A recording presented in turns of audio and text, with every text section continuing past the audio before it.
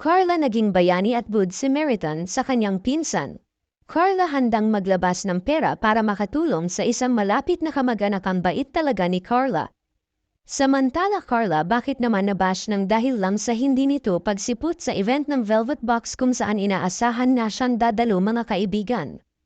At Carla, marapat na bang mabash at ano nga ba ang dapat priority ni Carla, ang kamag-anak na nangangailangan ng tulong o yung mga taong umaasa na makikita siya sa event ng Velvet Box? At yan ang ating aalamin, pero bago yan, pakiusap suportahan po natin mga kaibigan ng lahat ng mga Kalingap beneficiary at Kalingap Angels at syempre maging ang lahat ng Kalingap Love Team bilang tayo po ay One Kalingap One Family. Salamat po.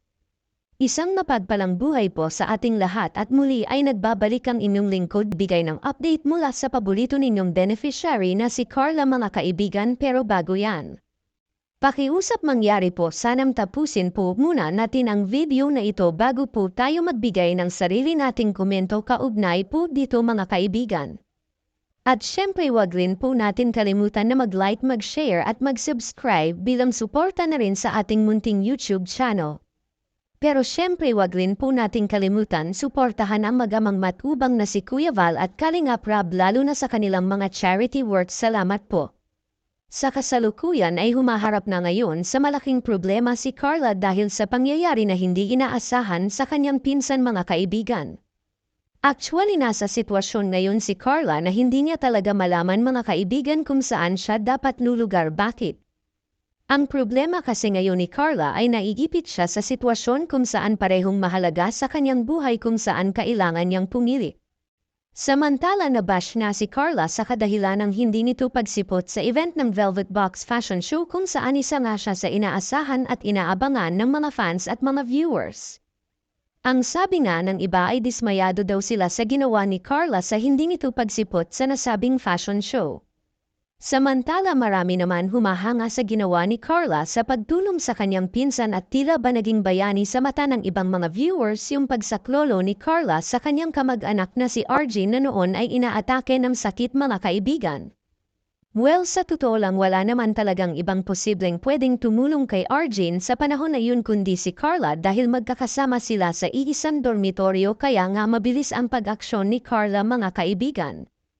Isa pa, wala naman sa pamilya ni Arjen ang meron sa buhay at yung kinikita rin naman ni Arjen sa kanyang pagbablog ay hindi pa sapat para tustusan ang kanyang pag-aaral, kaya nga maswerte pa rin si Arjen na kagaya ni Carla ay nakapasok ito bilang scholar ni Edu mga kaibigan. Actually may bali-balita nga po na si Carla rin yung nag-shoulder ng mga bills ni Arjen sa hospital at wala naman ibang may gagawa nun kundi si Carla dahil hindi naman ito sakop ni Kalingap Edu dahil allowance lang ang kayang ibigay ni Edu kay Arjen. Ang problema dito, sa halip na matuwa sila sa ginawa ni Carla sa pagtulong nito sa kanyang pinsan ay minamasama pa ng iba yung pagiging matulungin ni Carla, which is masasabi natin sa mga tao na ito ay madamot dahil hindi nila nakikita yung purpose na ginagawa ni Carla para sa ibang mga kaibigan. Actually para sa akin ay naging bayani at huwaran at hindi talaga matatawaran yung pagtulong na ginawa ni Carla sa kanyang pinsan dahil nilet go niya yung opportunity niya sa Velvet Box para masagip naman ang kanyang kamag-anak. Sa totoo lang, ang aksyon na ito ni Carla ay dapat tularan, kilalanin at parangalan para maging huwaran sa mga kabataan mga kaibigan. Samantala ano ang masasabi mo dito? Comment down below mga kaibigan. Salamat po sa panunood, ingat po kayo at God bless mga kaibigan. Yun na guys, no, ang gando na lang ang ating reaction video guys, no. At sana nagustuhan nyo tong reaction video na to guys, no. At kung nagustuhan nyo guys, please like and share po, no. At comment down below guys kung ano ang opinion nyo sa nakita nyo sa video na to guys. Maraming salamat po at see you to my next video. Bye bye. I love you all. Mamwa chub chub.